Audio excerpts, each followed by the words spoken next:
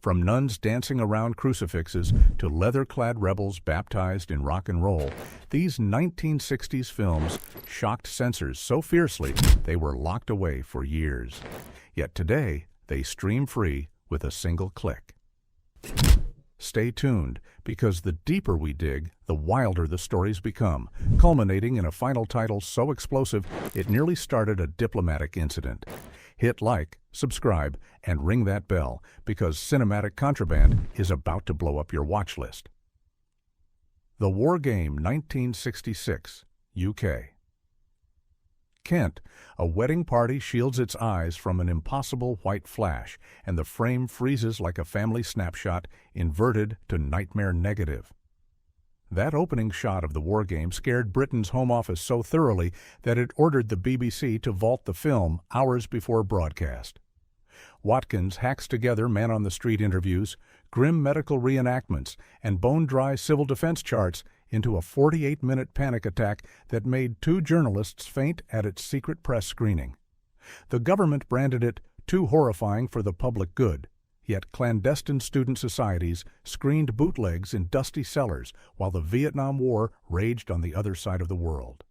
Today, the same print that rattled Parliament streams free on YouTube. The harsh monochrome only sharpens the dread. Dolls fuse to playground slides, firestorms roar through terraced houses, and a polite received pronunciation narrator measures the burn radius in miles. By presenting Armageddon with the sterile calm of a weather bulletin, Watkins transforms every viewer into an unwilling participant in bureaucratized extinction. Teachers cue it on Canopy to ignite debates on deterrence. TikTok creators slice its evacuation scenes into viral anti-war edits. Whenever nuclear rhetoric trends, the film resurfaces, proving its uncanny perpetual relevance. When the credits roll, you find yourself checking exits, counting seconds to an air raid siren that, mercifully, never sounds. Decades on, the War Game still dares you to ask whether unflinching truth can force policy change. Titicut Follies, 1967, USA. Before One Flew Over the Cuckoo's Nest hit theaters, Frederick Wiseman slipped a 16mm camera into Bridgewater State Hospital and captured reality. Inmates shaved with dull blades, force-fed via rubber tubing, and jeered at by grinning guards. Massachusetts courts called the footage an invasion of privacy, banning public screenings in 1967 and locking all prints in state archives, save for one negative Wiseman hid in a Manhattan closet. His camera lingers inches from a skeletal inmate while staff debate whether to tube feed him for convenience, an unblinking stare that tore the veneer off institutional care. The gag order only inflated the myth. Bootlegs flickered at midnight cine clubs and law school seminars until the ban was finally lifted in 1991, a moment the New York Times likened to the Pentagon Papers. Now the film streams free on Canopy and the Internet Archive in HD clarity. No music, no narration, just echoing corridors and fluorescent hum, making viewers their own silent jurors. Modern audiences freeze at the banal cruelty. An orderly cracks a baseball joke while a naked man trembles behind him. A doctor lights a cigarette over a corpse. TikTok reactors pause mid-sentence, eyes glazing with rage. Prison reform campaigns splice the most harrowing snippets into fundraising ads. Med school ethics courses list it as mandatory viewing. The irony is brutal. The state that tried to bury Titicut Follies preserved the smoking gun that now fuels calls for reform. Stream it, preferably with a friend, then ask which locked facility still needs its own Wiseman. Flaming Creatures, 1963, USA. On a trash-strewn Lower East Side rooftop, Jack Smith dreamt up an opium carnival of gender-fluid vampires, collapsing papier-mâché sets and mock earthquakes filmed on scavenged surplus stock. Vice squads raided the premiere, seized reels, and arrested critics for obscenity. Smith's camera pirouettes through nude bodies draped in chiffon. Rumba records warp on a dying turntable. Inflatable cobras become phallic punchlines. Imagery dissolves faster than censors can pounce, which is precisely why they panicked. There was no single frame to cut. Warhol hailed it pure cinema. Jonas Mekas smuggled reels across Europe, and Susan Sontag wrote an impassioned defense. But U.S. Customs kept impounding prints through the decade, turning every screening into civil disobedience. Today, the scratches and light leaks stream free on the Internet Archive, the audience free to zoom, pause, replay, a luxury that once cost bail money. Film school syllabi trace its strobing edits to modern music videos. Queer Gen Z commenters exclaim, "I feel seen," before confessing they cried at the sheer unruly joy. The laughter is contagious and political, proof that repression can be mocked into oblivion. Watch Flaming Creatures with the volume high and the lights low, and remember that once upon a time, desire needed a smuggled projector and a locked door. Scorpio Rising, 1963, USA. Chrome gas tanks gleam like altars, while Elvis croons, "Devil in Disguise." Kenneth Anger's 30-minute biker collage mashes pop anthems with Nazi regalia and Sunday school iconography, creating a music video blueprint decades before MTV. Police confiscated prints, churches filed blasphemy complaints, and projectionists were led away in cuffs. Anger, living on an Annius Nin allowance, had shot guerrilla style in abandoned Coney Island rides and financed the score by simply not paying for song rights. Every screening was a legal time bomb. The suppression failed spectacularly. Today, the short streams free on YouTube in HD playlists, racking up reaction videos with titles like "First Time, What Did I Just Watch?" Tarantino credits it for teaching the art of ironic needle drops. Fashion houses pillage its fetish gear. Queer filmmakers call it the dawn of coded homoerotic cinema. Yet casual viewers report a creeping unease. Polished rebel glamour collides with real crash site corpses and roadside funerals. Anger seduces you with gloss, then blindsides you with mortality, daring you to admit why death looks so seductive in leather. Finish the ride, and you'll understand why the Library of Congress inducted this once-seized short into the National Film Registry. History eventually crowns what hysteria tries to kill. Viridiana, 1961, Spain, Cheer, Mexico. A novice nun visits her aging uncle, vows to serve the poor, and inadvertently unleashes chaos. Buñuel's blasphemous satire won the Palme d'Or, then vanished. Franco's censors seized every print within 48 hours. The Vatican denounced the film as an insult to Catholic morality. Smuggled reels flickered in Paris attics, while Spanish audiences waited 16 years for legal access. Buñuel, back from Mexican exile, shot in Castile where birds peck at unseen corpses just inside the frame, and shredded propaganda posters flutter in distant fields. Visual gags the censors somehow missed. The outrage crystallized around one sequence: ragged beggars reenacting the Last Supper, chugging stolen wine to a warped Messiah, then erupting into a drunken conga before Viridiana screams and snaps a crucifix-shaped clock. The restored print now streams free on YouTube and ad-supported Plex, its satire uncannily fresh. Viewers still argue online: is Buñuel mocking faith, charity, or both? Film study TikToks annotate every sacrilegious pun, and Spaniards debate the scene each Easter with equal parts outrage and pride. By the ambiguous final shot, Viridiana joining her libertine cousin for a card game destined to turn sexual. The audience is dizzy, unsure who deserves forgiveness. That moral vertigo is the joke, and it lands as sharply in 2025 as it did when Franco buried the reels. Pour a glass of Rioja, cue subtitles, and prepare to have your conscience rearranged. I Am Curious. Yellow, 1967, Sweden. Picture a customs officer at JFK Airport in 1968 prying open an unmarked canister and discovering Sweden's sexual revolution grenade. Vilgot Schumann's I Am Curious. Yellow.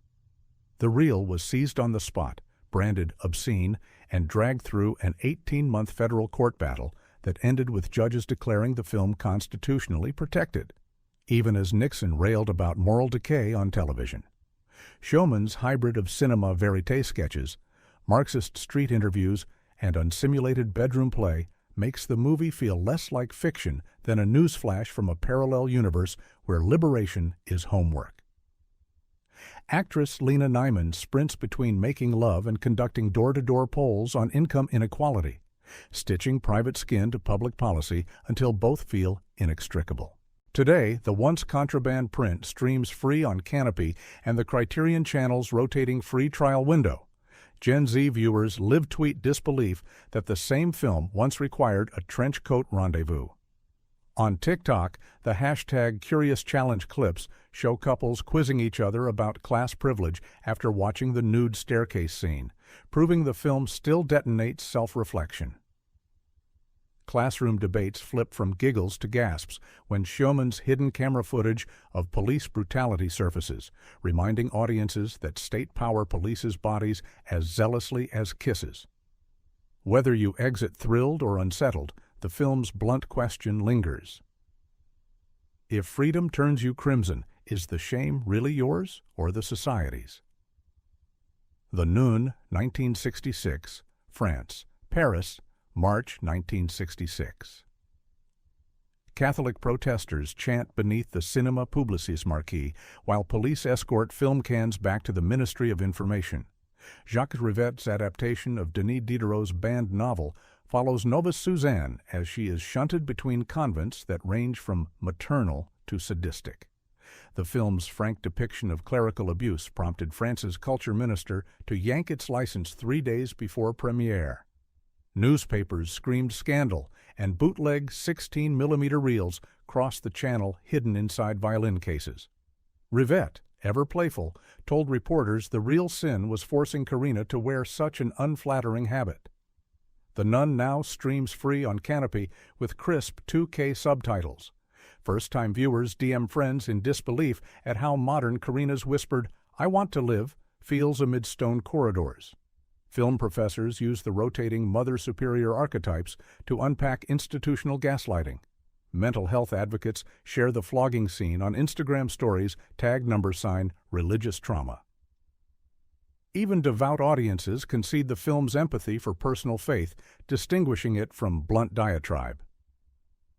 By the final freeze frame, Suzanne sprinting toward sunlit chaos, many viewers report a jolt of contemporary resonance. The fight to define your own body and soul is still raging, only the walls have changed. Peeping Tom, 1960, UK. A killer plants a camera on his tripod so the victims can watch their own terror. So did critics when they gutted director Michael Powell's career. Branded sick and perverted, Peeping Tom was pulled from most British cinemas within a week and outright banned in Finland until 1981.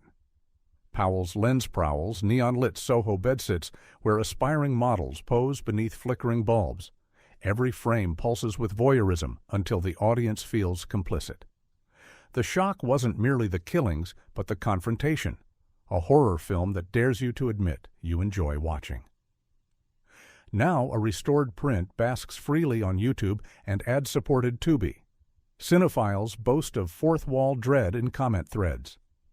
Modern psychologists screen it to discuss empathy erosion in the digital age. Streamers pause at the mirror on matte climax and reflect, literally, on influencer culture. Guillermo del Toro calls the finale an autopsy of cinema itself, while casual viewers confess on Reddit that they covered their webcams afterward. Powell lived long enough to watch his pariah turn into a BAFTA-backed masterpiece, proof that time sometimes develops art the way darkness develops film. Night of the Living Dead, 1968, USA. Halloween, 1968. Parents storm small-town theaters, furious that drive-ins are showing a black-and-white gore fest without warning. Romero's shoestring zombie opus was banned in parts of Germany and labeled "likely to corrupt" by UK censors. Yet thanks to a paperwork blunder, the film instantly fell into the U.S. public domain. That legal accident turned every 16mm projector, college dorm, and late-night TV slot into a pirate transmission, infecting pop culture faster than its flesh-eaters devoured farmhands. Today, dozens of HD transfers stream free on the Internet Archive and even Wikipedia. Some versions sport fan-made colorization, others pristine Criterion restorations. First-timers still flinch when little Karen skewers her mother with a trowel, while historians hail the casting of Dwayne Jones, a black lead who slaps a white man in 1968 America, as a quiet civil rights earthquake. Twitch watch parties explode with chat emojis the moment Jones's character meets his bitter end, sparking debates on systemic violence that feel ominously current. Romero once joked he just wanted to pay his actors gas money. Instead, he birthed a genre and a perpetual protest film whose final montage still resembles news footage you scrolled past this morning. Midnight Cowboy, 1969, USA. A naive Texan gigolo struts down 42nd Street to Harry Nilsson's Everybody's Talkin', chasing skyscraper dreams that crumble into gutter grit. The MPAA slapped Midnight Cowboy with an X rating, then synonymous with hardcore pornography. After psychiatrists warned its frank portrayal of hustling could turn boys homosexual. Several states barred under-17s entirely. South Africa and Ireland banned the film outright. United Artists risked everything and doubled down with scandal-bait marketing. Posters boasted "Rated X" by an all-white jury, baiting moralists into free publicity. Streaming now on MGM Plus's free trial and frequent YouTube rentals, the film lands differently, yet cuts just as deep. Viewers applaud its compassion for society's discarded, Vietnam vets, trans street performers, immigrant clerks, while still gasping when Dustin Hoffman's Ratso coughs blood in a Florida bus seat. Social justice TikToks pair its final freeze frame with stats on modern homelessness. Queer commentators celebrate its tender, unspoken intimacy as a forerunner to today's nuanced LGBTQ stories. The Academy eventually re-rated the film R without a single edit, cementing its triumph over shame. Watch it and feel Manhattan's neon heat on your cheek. You might leave humming Nilsson, but an uneasy question sticks. Who are our Joe Bucks now, and do we still walk right by them?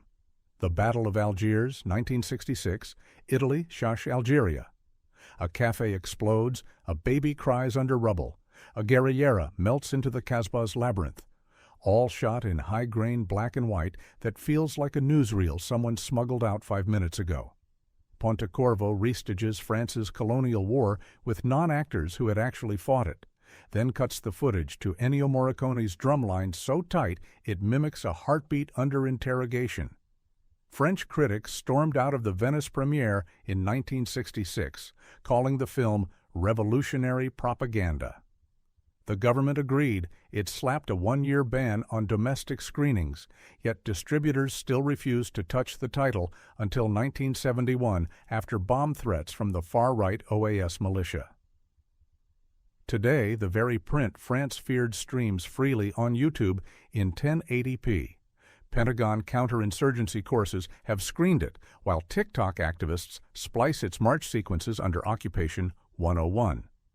Viewers report a physical jolt the first time a woman in Western dress drops her purse and detonates a handbag bomb. The scene mirrors CCTV clips they've seen on the nightly news. Pontecorvo ends not with victory, but with a title card that warns "History continues," a line that erupts in comment threads whenever new street uprisings trend.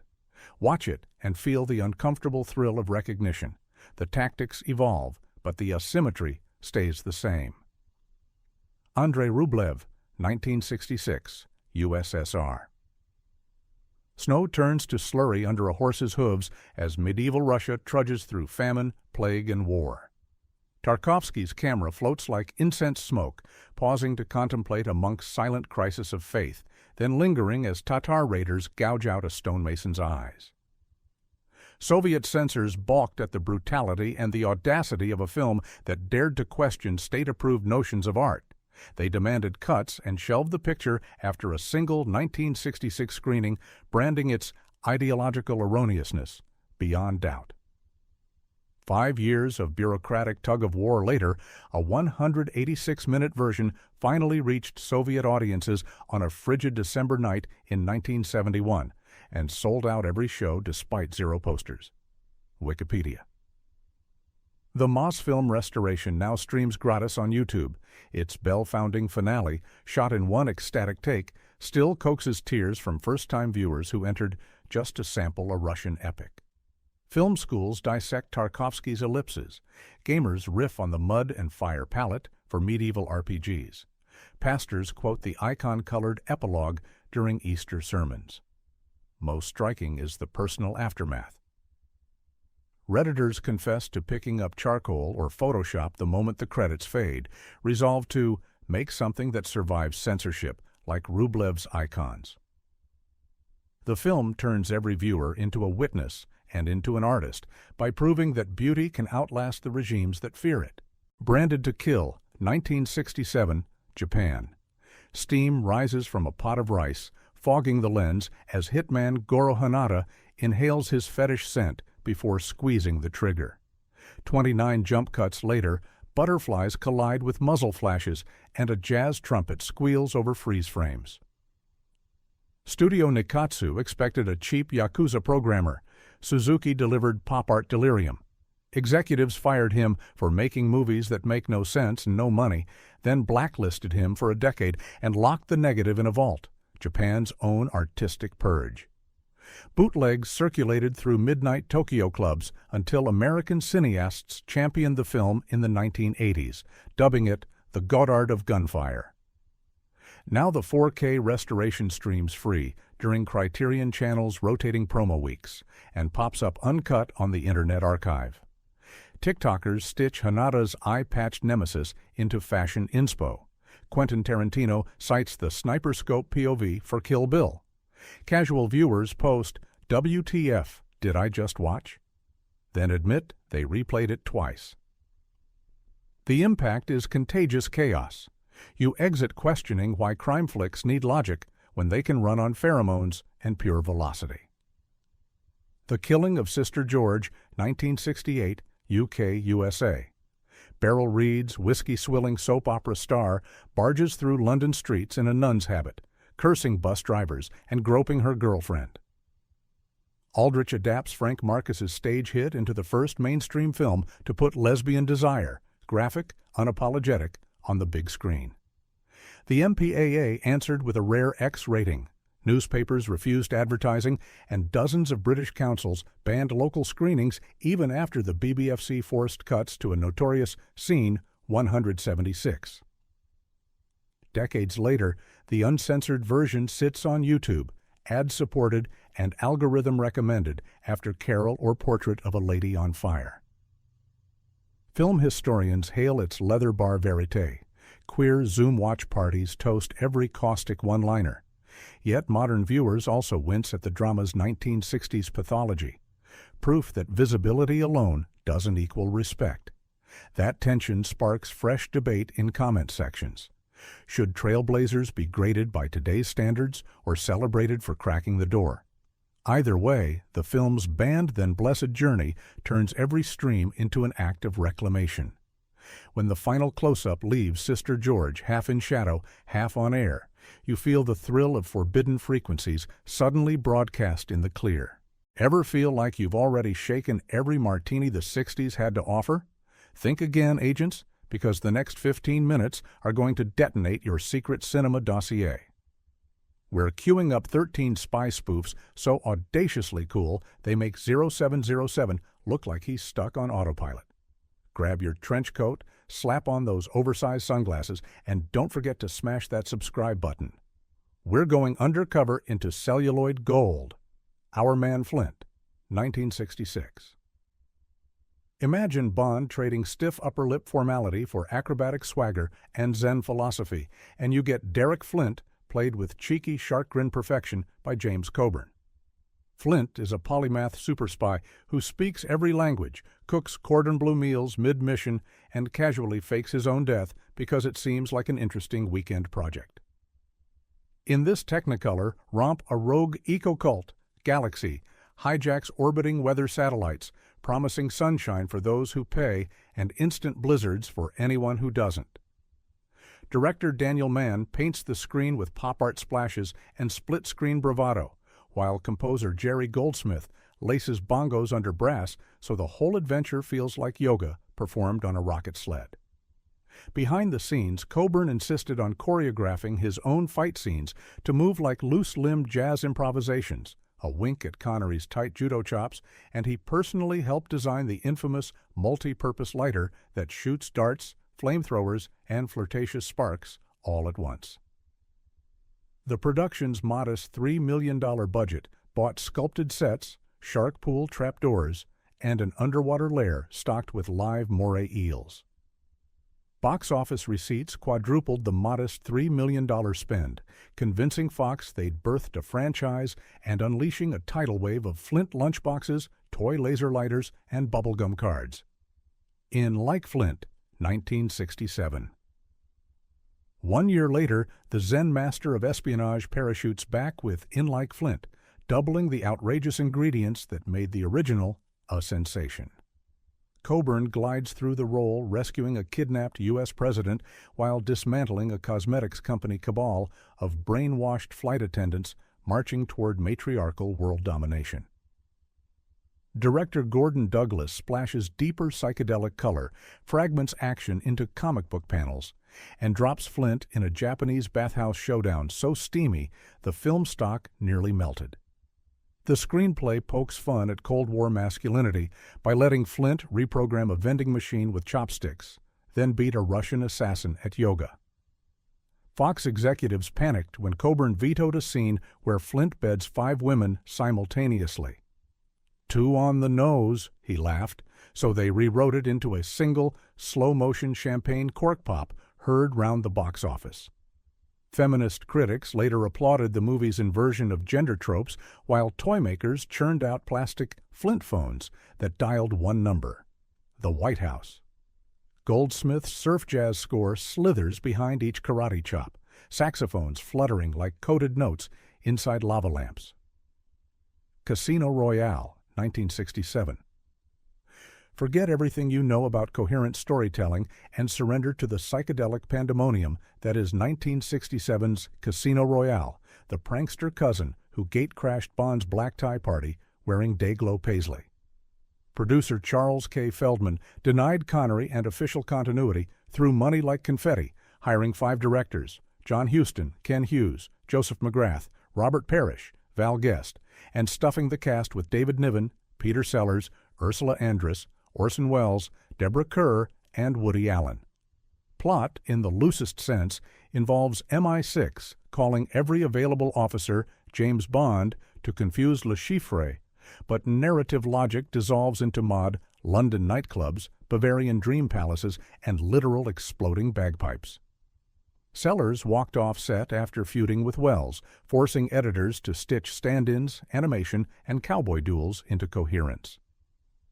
The ballooning budget punched past $12 million, astronomical for the era, yet global returns tripled the investment once Burt Bacharach's Whistlehook soundtrack hit radio. Critics dubbed it the world's most expensive inside joke, but midnight audiences cherish the chaos, quoting Allen's "You're interfering with private world domination." Like sacred scripture, its candy-colored credit sequence later fed directly into Austin Powers' DNA, and collectors still hunt for bubble bath bottles shaped like Baccarat shoes. Buckle up, drop the needle, and witness excess elevated into absolute pure pop delirium. The Silencers, 1966. Dean Martin saunters into the Silencers like a lounge singer who wandered onto a CIA firing range and stayed for the cocktails. As Playboy photographer turned agent Matt Helm, he swaps Bond's martini for bourbon and croons between explosions, seducing allies and enemies alike. Columbia Pictures adapted Donald Hamilton's gritty novels into neon parody under director Phil Carlson, unleashing gadgets that would make Q faint: a motorized circular bed, a cigarette lighter missile, and a convertible that ejects beach umbrellas at the touch of a lipstick-stained button. Helm must stop Big O from nuking a desert missile test, but narrative gravity is mostly an excuse for Stella Stevens' bumbling Tina to tumble into hot tubs. Lalo Schifrin's Bossa spy score shimmers while Martin's contract guarantees daily golf, forcing stand-ins to fake afternoon pickups. Shot for $6 million, it raked 25 worldwide, delighting audiences and embarrassing critics. Fashion mags cataloged its candy wardrobes. Toy stores sold plastic helm holsters dispensing bubble gum. Today, its margarita-soaked misogyny is studied as a Playboy-era time capsule, while midnight crowds cheer Dino saving America without spilling a drop. Murderer's Row, 1966. Murderer's Row cranks Matt Helm's party dial to 11, flinging Dean Martin into a pinball machine of ion ray death beams, Riviera discotheques, and Anne Margaret's volcanic dance moves. Helm survives a staged funeral complete with hydraulic coffin before chasing ICE's plan to vaporize Washington from a secret Mediterranean island. Anne Margaret's kinetic go-go bruised Martin's stunt double so badly it produced padded furniture. Director Henry Levin splices NASA Mercury capsule footage into the mayhem while Schifrin layers electric sitar riffs. Gossip swirls of Martin looping dialogue, post-golf, tumbler in hand. Submarine corridors repainted psychedelic purple, saved money. Box office returns stayed robust, crowning this the series' high water mark. Turpning's kaleidoscopic titles inspire motion graphics designers, and a Murderer's Row wristwatch with hidden compass now fetches serious coin online. Oh, and Anne Margaret's flamenco meets judo finale scorches the screen. The Ambushers, 1967. Fellow thrill-seekers ready to pop another olive in the margarita? The Ambushers hurls Matt Helm into orbit, literally, when a prototype flying saucer is zapped out of the New Mexico desert and crash lands in cartel-ruled tequila country. The catch? The ship's electromagnetic controls fry any Y chromosome that steps aboard, so Helm must tailspin his flirt engine from debonair to downright deferential, letting ace test pilot Sheila Summers take the stick while he rides shotgun and mixes metaphors. Director Henry Levin, staring down a shrinking Columbia budget, raided props from TV's The Invaders.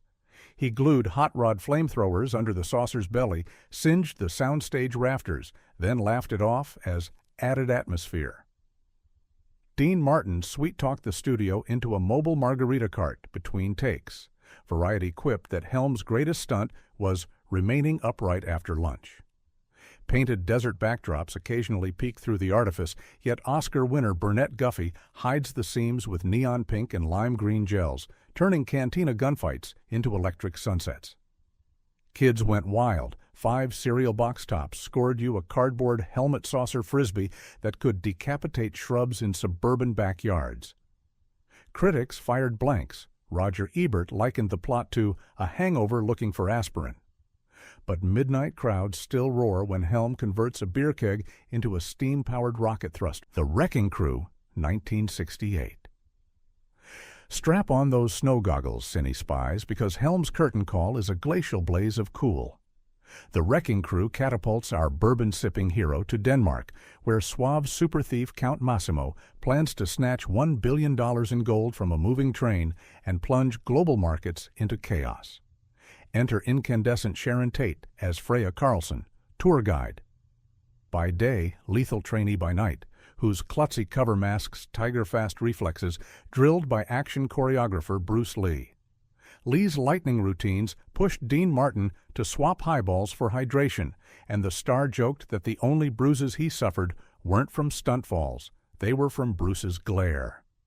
Director Phil Carlson bathes faux Copenhagen sets in icy teals and blinding Nordic whites, while Hugo Montenegro's brassy wah-wah theme struts like a catwalk model loaded with C4. Production ballooned to $7 million, extravagant for the series, but steady box office returns and a tsunami of tie-in merchandise proved Helm still printed money. Tragedy struck months later with Tate's 1969 murder, freezing her luminous turn in amber and casting an elegiac glow over every frame. Decades on, Quentin Tarantino's Once Upon a Time in Hollywood reignited fascination. Blu-ray sales spiked, lobby cards of Tate wielding a sequined Tommy gun skyrocketed in price, and film historians hailed Lee's uncredited work as a stepping stone toward his own stardom. Spot an unbilled security guard? That's a young Chuck Norris taking his first spin kick into cinema history. Modesty Blaze, 1966. Swinging London collides with high-fashion espionage in Modesty Blaze, Joseph Losey's kaleidoscopic spin on Peter O'Donnell's comic strip. Monica Vitti trades Antonioni angst for Mondrian bright capes as Modesty, ex-thief turned semi-reluctant agent charged with foiling dandy criminal Gabriel from stealing Aegean diamonds. Visual delirium outranks plot. Characters freeze to strike comic panel poses. Musical numbers erupt unannounced. Dialogue ricochets like Dada poetry. Terence Stamp's Willie Garvin flings switchblades with ballerina grace, while Johnny Dankworth's bossa grooves throb beneath strobe lights.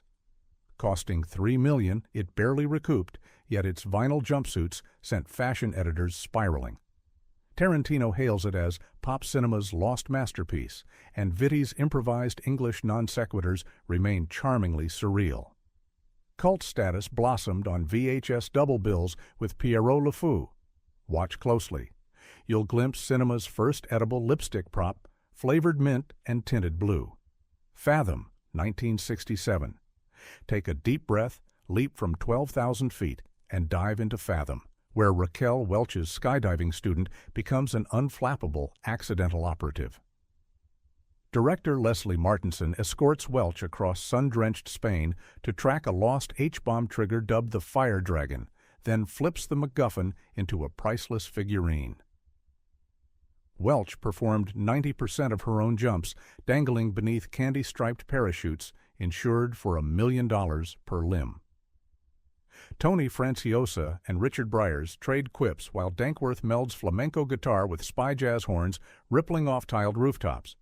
Fox gambled $4.5 million, domestic returns wobbled, but overseas markets, Japan and France included, pushed it into profit. During one stunt, a parachute malfunction sent Welch splashing into choppy Mediterranean waters. She surfaced, laughing, demanded a retake, and won the crew's devotion. Douglas Slocum bathes villages in turmeric yellows and cobalt blues, sun-kissing every frame. Feminist scholars highlight Welch's agency, puzzle solver, pilot, trickster, within a still male gaze. Today, revival audiences cheer her rooftop dive, proof that the coolest spy gear is simply courage, charisma, and a parachute that opens. Dr. Goldfoot and the Bikini Machine, 1965. Before Austin Powers cried, "Yeah, baby," Vincent Price cackled through Dr. Goldfoot and the Bikini Machine, where go-go fembots rob San Francisco's tycoons. Price plays the mad scientist like vaudeville Dracula, plotting domination from a cobwebbed wax museum with bumbling Igor. American International Pictures, the powerhouse, repainted haunted house sets in dayglow and installed conveyor belts to parade robots with remote-control belly buttons. Frankie Avalon is square-jawed Agent Craig Gamble, but eyes stay on Goldfoot's lair, periscope martini shakers, foot-shaped escape pod. Producer Sam Arkoff crossed it with the Beach Party series, yielding a sandy chase originally scored by the Supremes, pulled last minute for sound-alikes. Budgeted at $1 million, profits were steady, but cult fame exploded on late-night TV. Price later called it the silliest fun I ever had in a lab coat. Goldfoot masks haunt Halloween. Collectors pay hundreds for a Bikini Bot remote with flashing lights.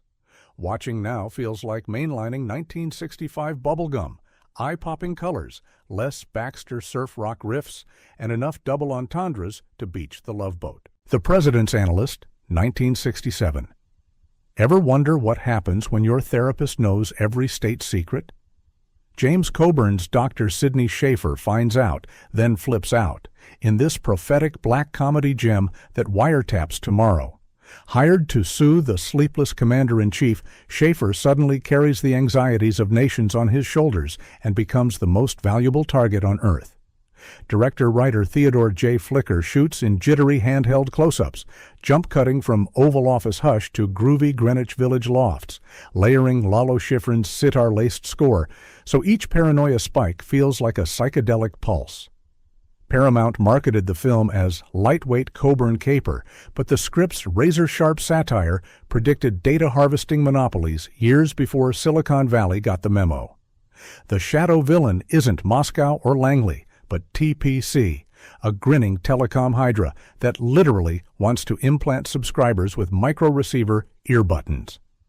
Budgeted at roughly $2 million, the picture stumbled theatrically. Audiences expected Dino-style slapstick, not counterculture dread, but campus midnight slots turned flop into cult as students cheered every surveillance society punchline. Behind the scenes, Flickr requested authentic White House floor plans and was politely rebuffed by the Secret Service. He settled for an oval clone built on Stage 31 and promptly crammed it with hidden mics. Coburn, ever the improv master, ad-libbed Schaefer's free association meltdown, riffing so long the cameraman's magazine ran dry. Danger. Diabolic, 1968. If Bond is Savile Row, Mario Bava's Diabolic is avant-garde runway, sleek, subversive, sinfully slick. Masked anti-hero John Philip Law sprints through chrome vaults, steals millions in untraceable lyre, and then, why not, romps on a heart-shaped bed buried under physical cash with partner in crime Marisa Mel's Eva Kant. Working inside Rome's Cinecittà, Bava stretched a shoestring $380,000 budget into a pop art fever dream. Papier-mâché cliffs, reverse motion base jumps, and matte-painted skylines washed in ultraviolet greens. Ennio Morricone's fuzz guitar soundtrack flips from lounge seduction to wah-wah freak-out, making every heist feel like an underground club set. Censors balked at the orgasmic smoke bomb getaway. Bava answered by tinting the cloud candy pink, claiming purely aesthetic. European teens flocked, propelling the film to Italian box office dominance, though U.S. distributors shrugged, until cultists and the Beastie Boys resurrected it. Their Body Movin' video is literally a love letter to Bava's split-screen larceny. Miniature Jaguar E-types used for tunnel crashes later surfaced at a Rome flea market, fetching five-figure sums. Tarantino screens it before every production for shot composition courage, while fashion houses still mine Eva's white fur hooded coat for winter lines. Carry On Spying, 1964. Before Connery perfected the arched eyebrow, the irreverent Carry On troupe slipped a whoopee cushion beneath the throne of empire.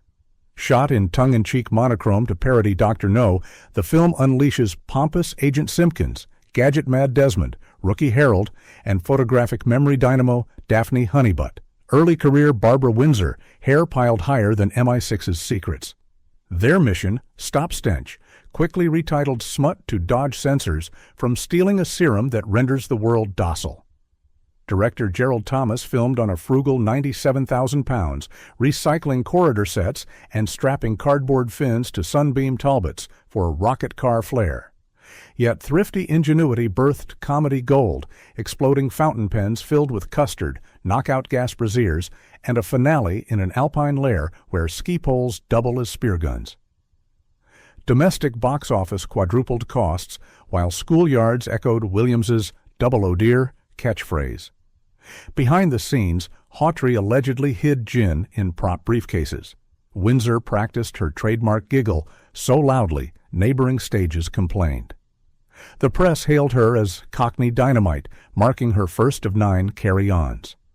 Feminist film scholars now re-evaluate the picture. Beneath the saucy puns lies a sly critique of paternalistic spy culture. Daphne saves the day with intellect, not seduction. Annual seaside festivals in Brighton screen it with live innuendo bingo. Prizes include inflatable poison umbrella tips. And there you have it, 13 Technicolor time bombs that prove Bond didn't own the 60s. From Coburn's Zen Master Cool to Vincent Price's cackling couture, these forgotten firecrackers crack open nostalgia like a shaken soda. Fizzy, surprising, impossible to ignore. Drop your favorite hidden gem in the comments, slam that subscribe button, and ring the bell so you never miss another dive into cinema's unreal back catalog. This is Movieverse, signing off. But trust me, our next haul of secret reels is already ticking. Share this episode with your fellow cine spies, and together we'll rescue every misfit masterpiece languishing in shadowy vaults. See you on the other side of the projector. Ever feel like the golden age has no more surprises to spring? Think again, cine seekers. Tonight we're cracking open the vault on 15 post-war suspense scorchers that kept 1940s audiences clenched to threadbare theater seats and will glue you to the screen today. From shadow-slick noirs to claustrophobic nail-biters, these undersung marvels define edge of seat. Ready? Popcorn poised? Let's roll. White Heat, 1949. Made it, Ma. Top of the world. James Cagney absolutely explodes on screen as Cody Jarrett, this mother-fixated outlaw with these crazy manic highs and blinding migraines.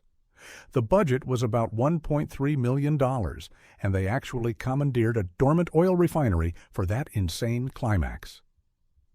Cagney insisted on performing amid real heat. Temperatures hit 120 degrees Fahrenheit, even blistering his hands around that prop grenade. That's commitment. Virginia Mayo, who plays his wife Verna, actually practiced her slaps on a boxing speed bag. Cagney joked her whacks rang like typewriters. The influence of this movie? Monumental.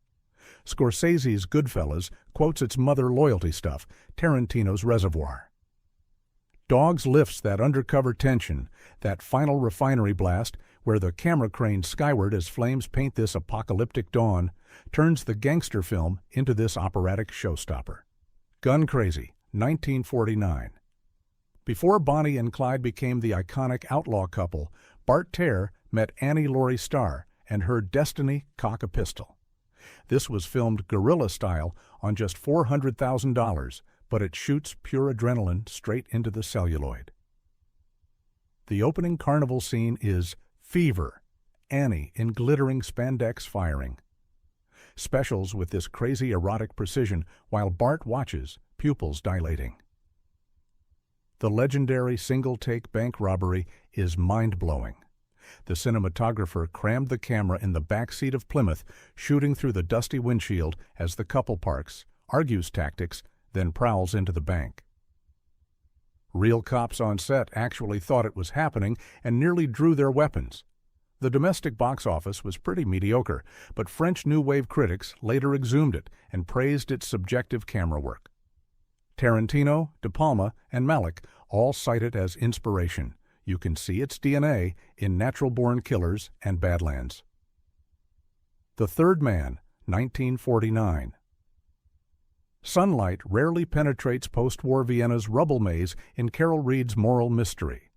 Joseph Cotten plays pulp writer Holly Martins, who arrives seeking his old friend Harry Lime, only to learn Lime is dead.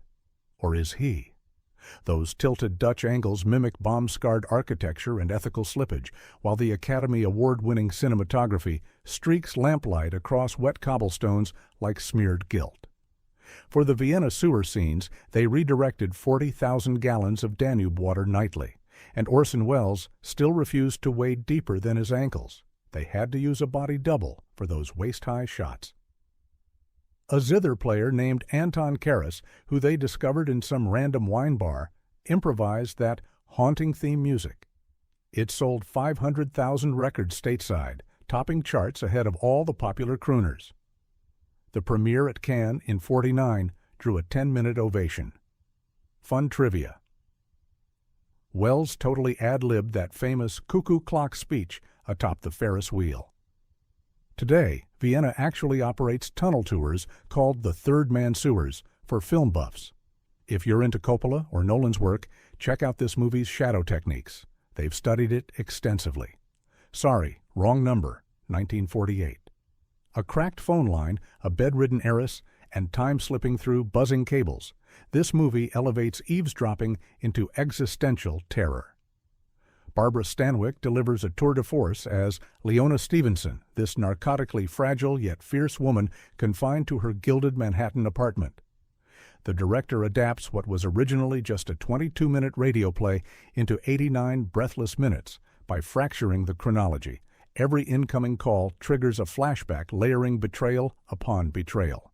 The camera literally prowls around Leona's four-poster bed like a circling vulture. Production nugget, Stanwyck rehearsed screaming, "Operator," 125 times to capture that raw vocal strain.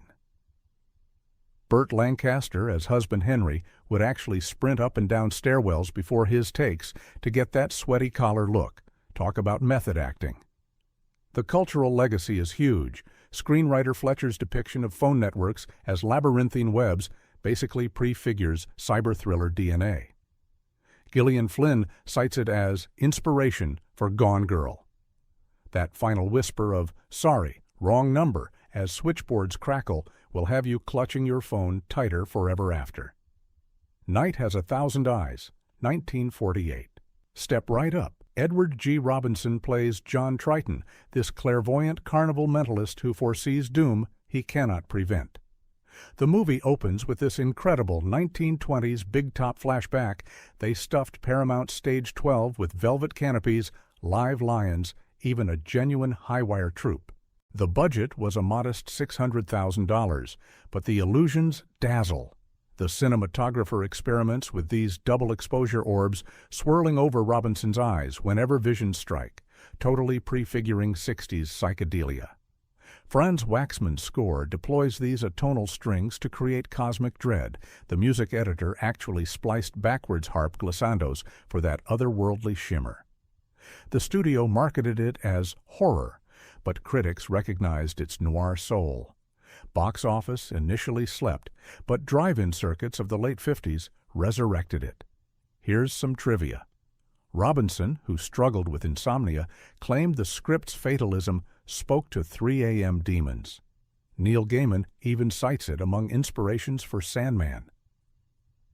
The Big Clock, 1948. Corporate cat-and-mouse games rarely slice this sharp.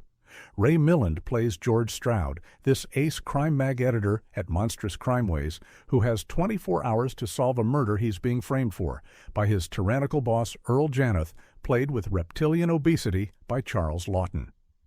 Paramount poured $180,000 just into constructing that Art Deco skyscraper interior featuring a 22-foot electric face of the Big Clock, whose neon minute hand hydraulically ticked for close-ups.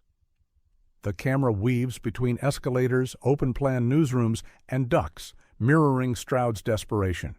Legendary anecdote, Lofton looped his chilling whisper, "Answer me," 37 times, demanding micro-variations until the playback literally curdled spines. The picture recouped triple its cost opening week. Modern audiences might recognize it from its 1987 Kevin Costner remake, No Way Out. The Naked City, 1948. There are 8 million stories in The Naked City. This has been one of them. This pseudo-documentary crime saga yanks audiences from studio fog onto sweating Manhattan sidewalks. Cameras roamed actual 14th Street markets, Fifth Avenue glitz, even Williamsburg's East River piers. Guerrilla filming before the term existed. Producer Mark Hellinger insisted on shooting 107 locations, which totally blew up the schedule, but kept the budget at $1.2 million by foregoing sets. Those burly Panflex cameras were engineered with silenced housings to avoid tipping off pedestrians. Many extras are genuine New Yorkers startled mid-commute. The box office tripled cost, and it won Academy Awards for Best Cinematography and Editing. The legendary sequence. Suspect Willie Garza sprints over Williamsburg Bridge, girders 135 feet above snarling traffic. Actor Ted DeCorsia actually balanced without a harness, with paramedics lurking below. This movie basically birthed modern police procedurals. Dragnet, Law and Order all echo its voiceover, and just the facts beat. When the final line says, "There are 8 million more stories," it's promising an infinite anthology universe decades before Marvel coined the term. Rope, 1948. Alfred Hitchcock dares real-time malevolence. 2 thrill-killing Nietzschean students strangle a classmate, stash him in a chest, then host a dinner party atop their coffin-cum buffet. James Stewart plays their shrewd mentor Rupert Cadell, circling the intellectual carrion, sniffing philosophical decay. The insane technical achievement. It's shot in Technicolor on a single penthouse set, masquerading as one continuous 80-minute take, actually 10-minute film reels stitched by hidden cuts. Massive 200-pound cameras trundled on rubber-tired dollies over grooved floors, while walls silently rolled away as actors crossed invisible seams.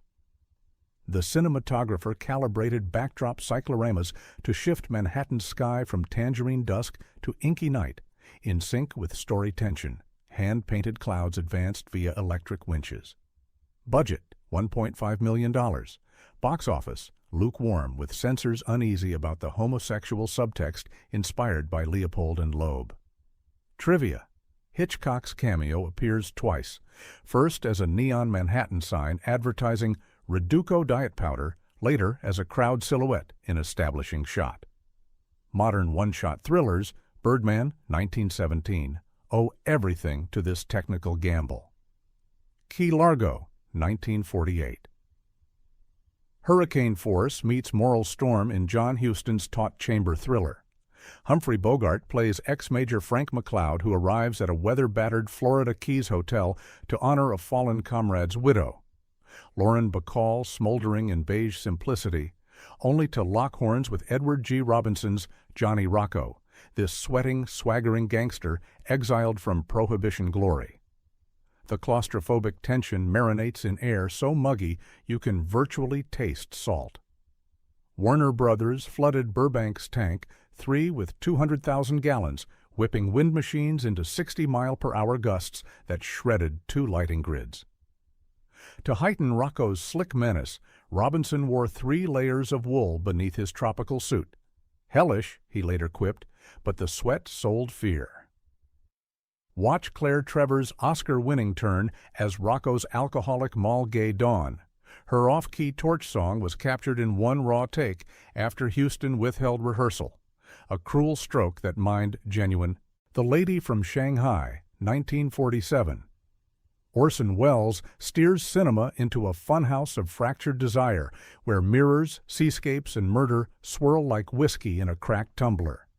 He casts himself as naive sailor Michael O'Hara, lured by Rita Hayworth's peroxide blonde siren Elsa Bannister into a yacht-bound web of jealousy and betrayal. Off-screen, Welles and Hayworth's crumbling marriage electrified on-screen chemistry. Tabloids salivated while Columbia suits sweated over a spiraling $2 million budget. Welles shaved Hayworth's iconic red hair platinum, scandalizing studio heads who banked on her fiery image.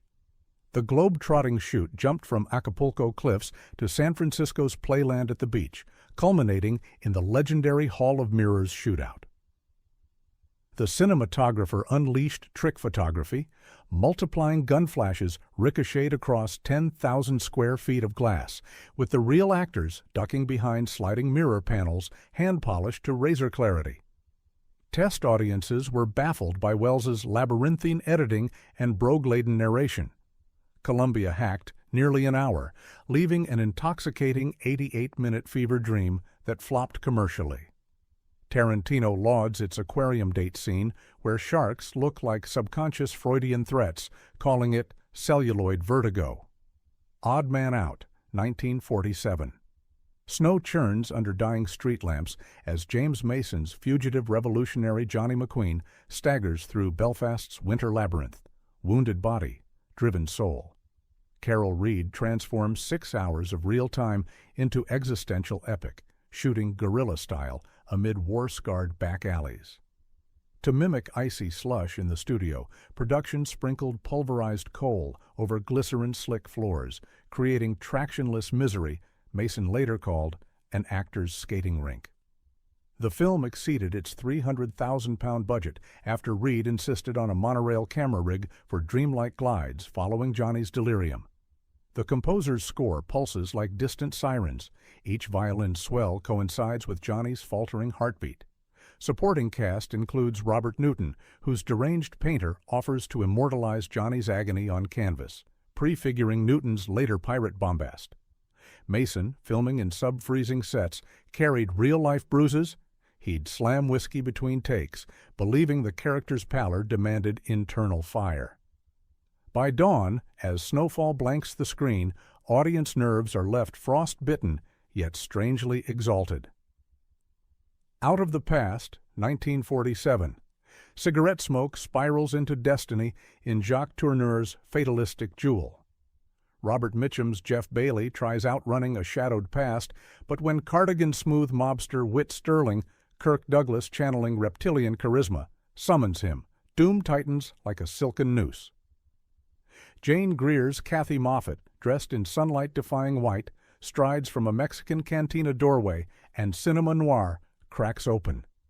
Nicholas Musaraka's cinematography frames her entrance through bamboo slats, foreshadowing the cage Jeff can't perceive. Production gossip. Mitchum bet Greer she couldn't keep a straight face through 20 takes of their hotel room sparks. She won, claiming his fedora as trophy. Ticket sales proved modest.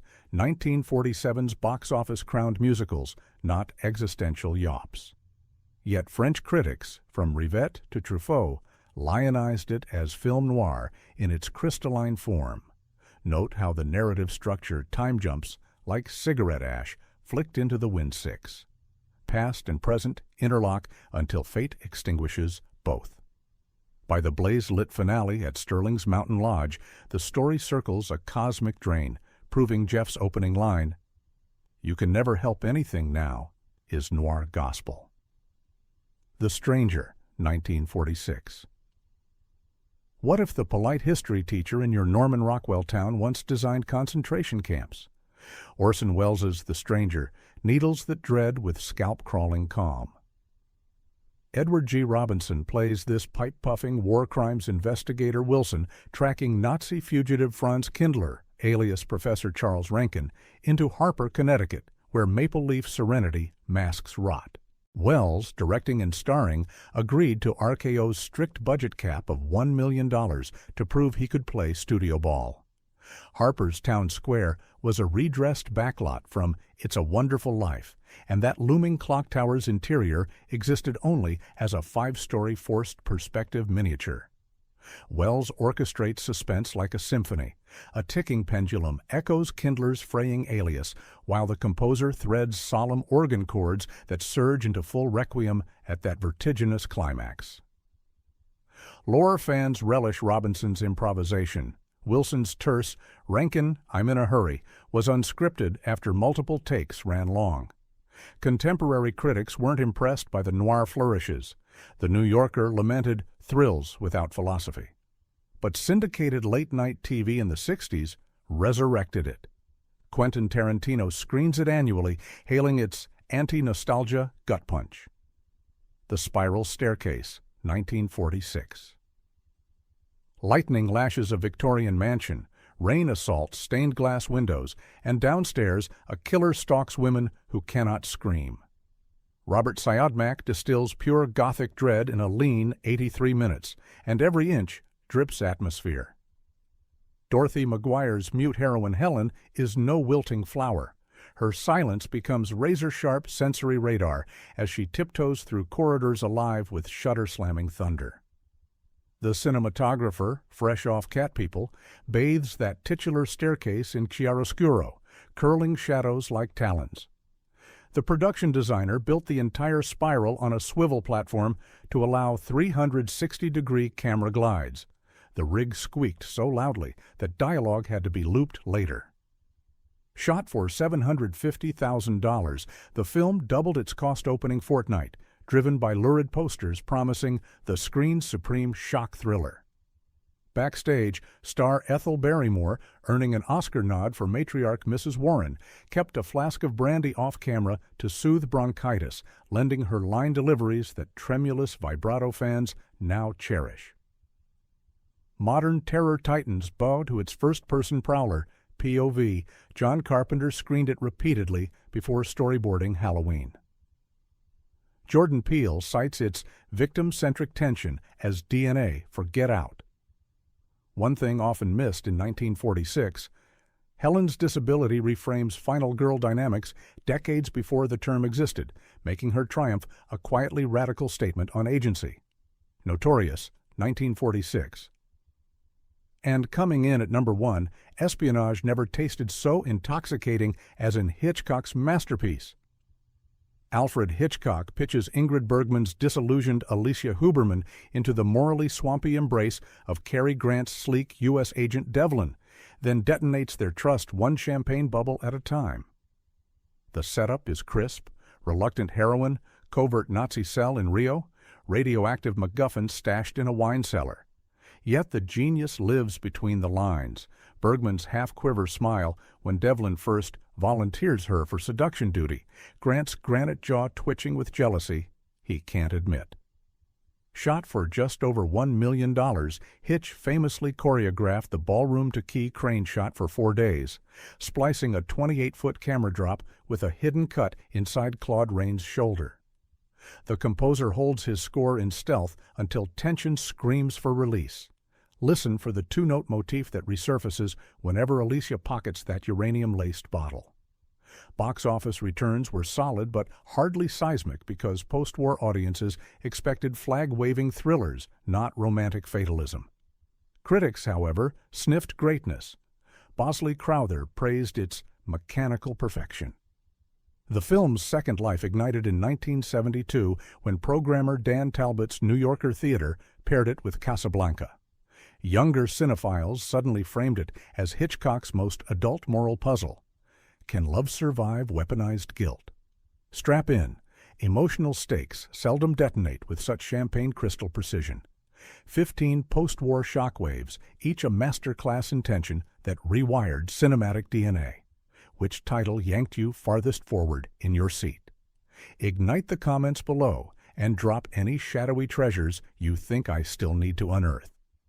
If this sprint through nitrate night stoked your cine flame, slam subscribe, ring that bell, and recruit fellow film fanatics to the Movieverse family. We've only scratched silver screen stratigraphy. Until then, keep reels spinning, nerves steel-clamped, and eyes fixed on that flickering frame. See you in the silvery shadows. Ever feel like you've seen it all? Think again, because today we're diving deep into the top 15 best movies of the 1960s. According to Quentin Tarantino himself, that's right, these razor-sharp picks aren't just classics, they're handpicked by the maestro of movie mayhem. Are you ready to rediscover cinema's coolest decade, one mind-blowing hidden gem at a time? Let's roll film. The Good, the Bad, and the Ugly, 1966. Ever wanted to see the Wild West through a whole new lens? Sergio Leone's The Good, the Bad, and the Ugly is more than a Western. It's an operatic showdown where every bullet, every stare, and every tumbleweed carries the weight of cinematic history. Set against the harsh backdrop of the Civil War, we follow Blondie, Tuco, and Angel Eyes as they crisscross the desert in search of buried gold. But here's the kicker. The lines between good and evil blur so perfectly, you'll find yourself rooting for all three at different times. Director Sergio Leone revolutionized the genre with his masterful widescreen shots, intense close-ups, and that unforgettable pacing. And let's not forget the oral magic. Ennio Morricone's whistling, gunfire, and chanting theme is still sampled and referenced today, giving the film a mythic, larger-than-life quality. Did you know Eastwood's famous poncho was never washed during filming, adding to his rugged authenticity? The film's modest initial U.S. release didn't hint at its future. Over time, its box office haul soared, and it's now seen as a gold standard of cinema. Tarantino himself calls this the greatest directed movie of all time. It's legendary, stylish, and every frame is pure gold. Ready for another masterpiece? Hit next. Psycho, 1960. Are you ready to revisit the motel that changed movie history forever? Psycho is not just a film.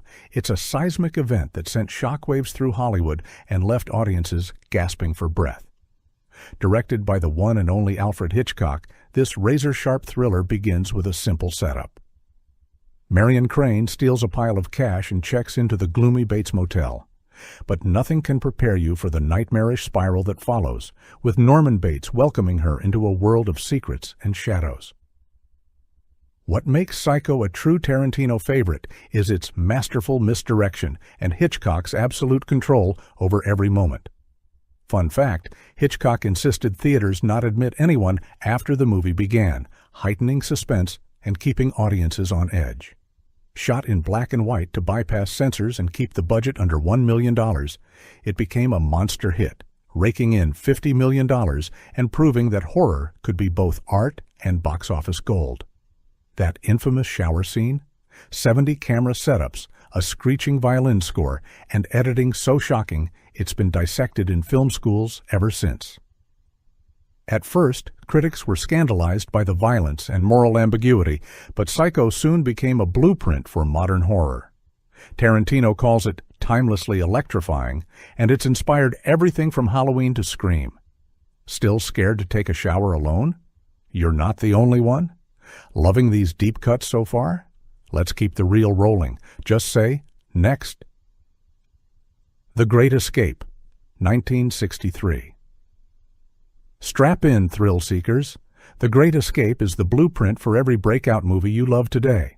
Imagine this. It's World War II, and a group of Allied prisoners, all experts in their own right, are crammed into an escape-proof Nazi POW camp. The stakes? Freedom or death? Steve McQueen, the King of Cool, leads the charge as the rebellious Virgil Hilts, making that barbed wire motorcycle jump one of cinema's most legendary stunts. He's joined by James Garner's smooth-talking scrounger and Richard Attenborough's mastermind, creating a trio that makes teamwork look electric. Director John Sturges orchestrates the action like a symphony, with Elmer Bernstein's rousing theme giving every tunnel dig and secret meeting a pulse-pounding urgency. The cast spent months learning to dig real tunnels, adding grit and authenticity to every scene. Behind the scenes, McQueen performed many of his own stunts, sometimes doubling as his own pursuer in the famous motorcycle chase.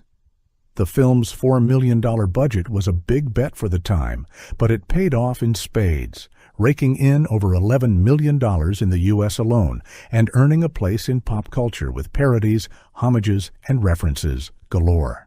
Initially, critics were mixed. Some called it too long, too boisterous. But Tarantino and legions of film fans see it for what it is, a masterclass in tension, camaraderie, and adventure. The spirit of rebellion? Unbeatable. So, ready for the next cinematic classic? Say the word. Blow Up, 1966. Let's swing into the groovy heart of 1960s London. Blow Up isn't just a murder mystery, it's a psychedelic odyssey through art, illusion, and obsession. Meet Thomas, a hip, jaded fashion photographer whose accidental snapshot might contain evidence of a murder hidden in plain sight. The line between what's real and what's imagined dissolves, and suddenly every photograph becomes a puzzle, every shadow a clue. Italian visionary Michelangelo Antonioni directs with hypnotic style, capturing London's youth culture in all its wild color and restless energy. Vanessa Redgrave is mesmerizing as the mysterious woman who might know more than she lets on, and the jazz score by Herbie Hancock brings modern, cool vibrations to the unfolding drama. Behind the camera, Antonioni was obsessive about visual composition. He had grass spray-painted greener and trees transplanted just for the perfect shot. With a budget of $1.8 million, Blow Up surprised everyone by grossing $20 million worldwide and earning the prestigious Palme d'Or at Cannes. It was also a pop culture shocker, pushing the boundaries of on-screen sexuality and ambiguity.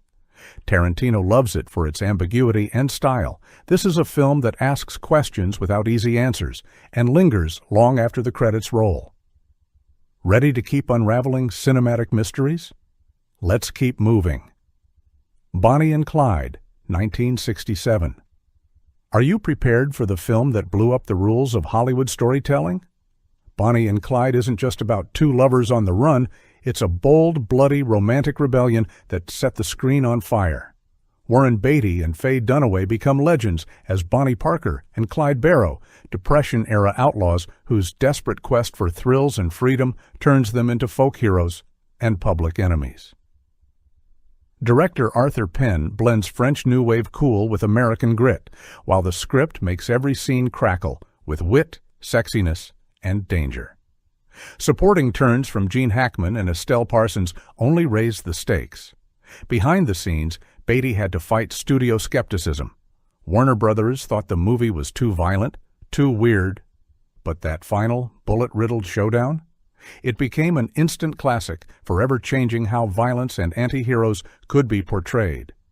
The film cost just $2.5 million, but stormed to over $50 million at the box office. Critics were split at first, some shocked by its brutality, others thrilled by its style. But Tarantino calls it a watershed moment. This is where old Hollywood died and the age of the auteur began. Still hungry for more rebellion on screen? Let's roll into the next pick. The Great Silence, 1968. Ever seen a Western where the snow is as deadly as the gunfire?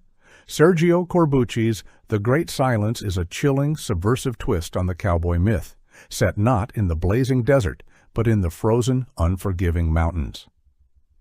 Jean-Louis Trintignant plays Silence, a mute gunslinger whose steely stare says more than 1,000 words. His nemesis? The icily terrifying Klaus Kinski, playing one of the most cold-blooded villains you'll ever see. Corbucci flips the genre's moral compass upside down. Here, the good guys suffer, the bad guys thrive, and hope seems as scarce as warmth. Shot in the Italian Dolomites, the film's stark visuals are matched by Ennio Morricone's haunting, melancholic score. Production was grueling, actors froze on set, and horses struggled in the snow, but the misery only adds to the movie's bleak realism.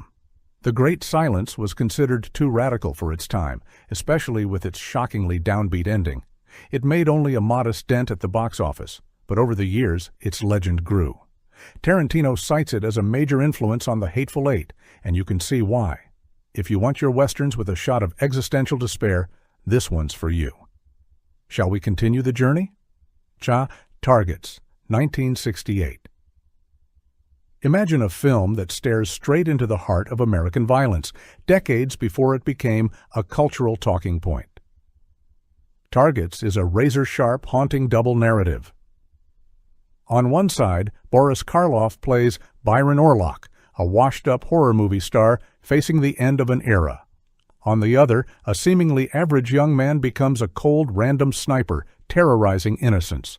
Peter Bogdanovich, making his directorial debut, masterfully weaves these threads together, questioning where the real horror lies, in fantasy or reality. Karloff was under contract with Roger Corman and shot all his scenes in just 2 days, but his presence gives the film gravitas and tragedy. Bogdanovich even cast himself, lending an extra layer of meta-commentary. Shot for only $130,000, Targets never made much money, but its legacy only grows. Its climactic drive-in massacre was inspired by real-life tragedies, making the film eerily prescient. Tarantino hails it as bold and prophetic, and if you're a fan of horror, thrillers, or just great indie filmmaking, this is a must-see. Not creeped out yet? Ready for another wild ride? Ride in the Whirlwind, 1966. Hold on to your hats, Western fans, because Ride in the Whirlwind strips the genre to its existential bones. 3 cowboys, led by a young Jack Nicholson, are mistaken for outlaws, hunted, and forced to survive in a world that doesn't care if they're guilty or innocent. The tension is almost suffocating. Can you trust anyone, or even yourself, when the desert turns on you? Director Monty Hellman crafts every frame with minimalist poetry, turning Utah's harsh landscape into a psychological battleground. Nicholson co-wrote the script, putting his stamp on every line of dialogue. Behind the scenes, the cast and crew operated with almost no budget, just grit, sweat, and determination. They filmed back-to-back with the shooting, another Hellman-Nicholson gem, making the most of every resource Corman's indie empire could muster. Upon release, the film was virtually ignored, barely seen outside drive-ins and midnight matinees. But Tarantino and cult cinema lovers know it's a hidden gem. Its stripped-down style and existential themes prefigure everything from No Country for Old Men to modern indie westerns. Sometimes less really is more. Ready to discover more buried treasure? Let's move on. The Bird with the Crystal Plumage, 1969. Feeling brave? The Bird with the Crystal Plumage will plunge you into a world of mystery and stylish terror. This is the film that announced Dario Argento, a master of horror and suspense on the world stage. American writer Sam Dalmas witnesses a vicious attack through a glass window in Rome, but when he tries to help, he's sucked into a nightmarish hunt for a serial killer. Is he the hunter or the prey? Argento's debut film is a visual feast, dramatic angles, bold colors, and the unnerving sensation that danger lurks behind every surface. With a budget of under $500,000, Argento turned limitations into opportunities. He built suspense with camera movement and sound design, often using the simplest effects for maximum impact. The now famous glass gallery sequence? Pure cinematic genius. The movie was a smash in Italy, grossing billions of lire and igniting a whole new genre, the giallo thriller. Tarantino is a vocal fan, crediting Argento's bravura direction and stylish violence as huge influences. Today, The Bird with the Crystal Plumage stands as a must-see for horror buffs and anyone hungry for a film that keeps you guessing until the last frame. Ready for more pulse-pounding picks? Onward! Point Blank, 1967. Time to enter the neon-lit, acid-tinged underworld of revenge. Point Blank is a cinematic fever dream, part crime saga, part surreal exploration of obsession and betrayal. Lee Marvin plays Walker, a stone-cold antihero who's double-crossed and left for dead, then carves a brutal path through Los Angeles' shadowy corners in search of payback. Director John Boorman, fresh from the British New Wave, brings a bold visual style to the American crime film, fragmented edits, echoing gunshots, and a city that feels both real and hallucinatory. Angie Dickinson adds spark as Walker's conflicted ally, while Keenan Wynn's mysterious figure keeps the tension simmering. Much of the movie was shot on location in now iconic spots like Alcatraz and the LA River, giving the story a gritty, almost documentary feel. With a $2 million budget, Point Blank wasn't an instant hit, but its reputation grew as more viewers discovered its icy cool on late-night TV. Tarantino salutes it as a proto-modern noir, the missing link between classic gangster flicks and today's cerebral thrillers. If you crave style with your vengeance, this film is an absolute must. Still with me, cinephiles? Let's go deeper. Seconds, 1966. How far would you go for a second chance at life? Seconds is a sci-fi nightmare wrapped in existential dread, where the American dream becomes a hall of mirrors. Rock Hudson, known for his romantic comedies, shatters expectations as Arthur Hamilton, a middle-aged man, offered a total body transformation by a shadowy corporation. But when he awakens with a new face and identity, he finds the price of reinvention is far more than he bargained for. Directed by John Frankenheimer and shot in dazzling black and white by James Wong Howe, the film's visuals are a fever dream of wide-angle lenses, tilted frames, and jarring close-ups. Production was daring and unconventional. Hudson went full method, immersing himself in the psychological torment of his character, while Howe's cinematography drew raves from industry peers. Seconds flopped at the box office, its themes and style too strange for 1966 audiences, but it quickly became a cult phenomenon. Today, critics call it a lost classic. Tarantino praises its achingly beautiful unease and its lasting influence on mind-bending sci-fi and horror. If you're a fan of Black Mirror or Brazil, you owe it to yourself to check out this overlooked masterpiece. Let's keep this classic train rolling. If 1968. Welcome to the school where rebellion is not just taught, it's practiced.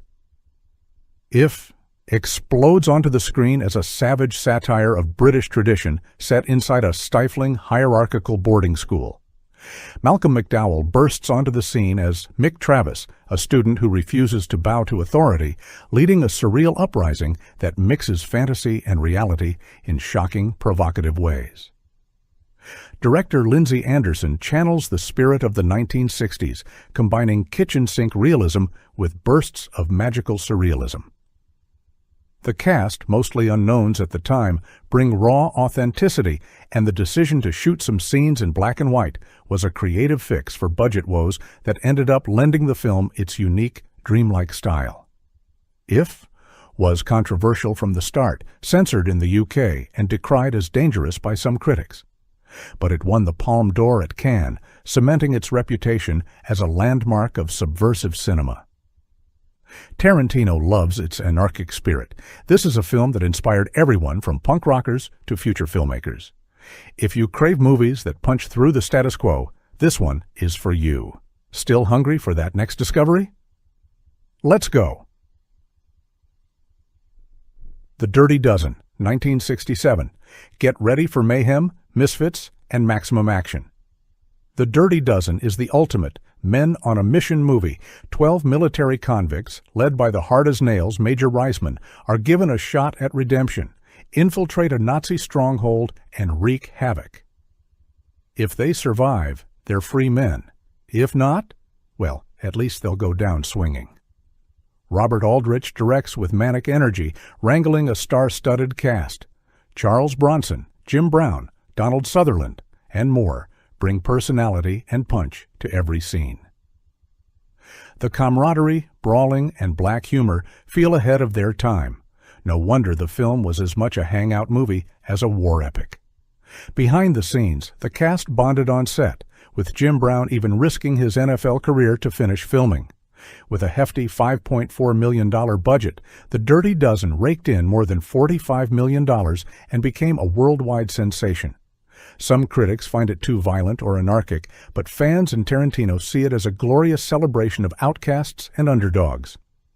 If you love Inglourious Bastards, you're seeing this film's DNA in every frame. Who's ready for more cinematic legends? Le Samurai, 1967. Want to see what cool really looks like? Step into the rain-soaked, neon-lit world of Le Samurai, Jean-Pierre Melville's meditation on loneliness, honor, and existential cool. Alain Delon plays Jeff Costello, a hitman who glides through Paris like a ghost, bound by his own silent code. He barely speaks, but every gesture, every glance, crackles with tension. Melville directs with a minimalist, almost zen touch, gray palettes, empty rooms, precise framing. The film's opening shot alone, a man lying motionless in bed with a caged bird beside him, sets the tone for a story where action is as quiet as it is deadly. The cast and crew often worked at odd hours to capture the city's ethereal emptiness, and Melville was so obsessed with detail that he designed Costello's entire wardrobe himself. Le Samurai made a muted debut in France, but grew into a cult sensation, especially in the U.S. Tarantino credits it as a key influence on his own work. You'll see echoes of Costello in characters like Vincent Vega and Mr. White.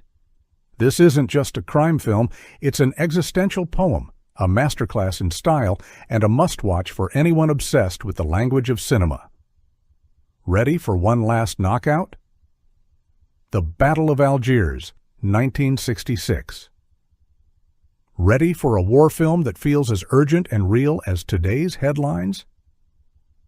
The Battle of Algiers is a visceral documentary-style account of the Algerian fight for independence from French colonial rule. Director Gillo Pontecorvo pulls no punches, plunging us into the chaotic streets, alleys, and safe houses of Algiers, where revolution is both a necessity and a tragedy. Shot entirely on location with non-professional actors, the film pulses with authenticity. Pontecorvo and cinematographer Marcello Gatti use handheld cameras and grainy film to create the look and feel of newsreel footage. So convincing that some viewers thought they were watching actual events. Ennio Morricone's pounding score intensifies every scene, turning crowd movements and explosions into a kind of visual symphony. The film was banned in France for years, deemed too controversial. Despite a tiny budget under $1 million, its impact was global. It earned Oscar nominations for Best Foreign Film, Director, and Screenplay. Tarantino calls it raw, essential, and revolutionary, a film that shows both sides of conflict with compassion and honesty. Its influence can be seen everywhere from Zero Dark 30 to The Hurt Locker. And there you have it, 15 towering films of the 1960s, each handpicked by Tarantino and burning with creativity, risk, and timeless cool. How many have you seen? Which are you dying to watch next?